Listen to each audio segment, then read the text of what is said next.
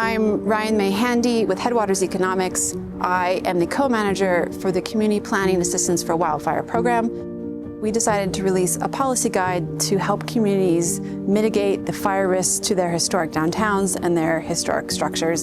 And we realized that this was really necessary because these historic districts are kind of cornerstones of our community. They drive our culture, our social networking, our economies, our identities, and yet to completely forget about them when it comes to reducing our wildfire risk is a mistake. To pull this research together, we wanted to study how broad this problem is in the United States. So we looked at wildfire risk and maps of all the historic properties in the United States.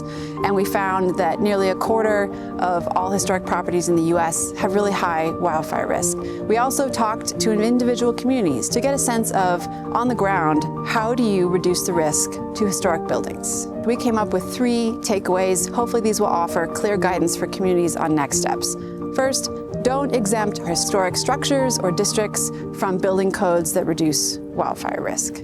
Second, work to eliminate vegetation and plants in the 5 feet around each structure. And finally, we need the federal government to update their standards for the treatment of historic properties to consider wildfire risk to historic buildings and allow us to make changes that will help those buildings survive a fire.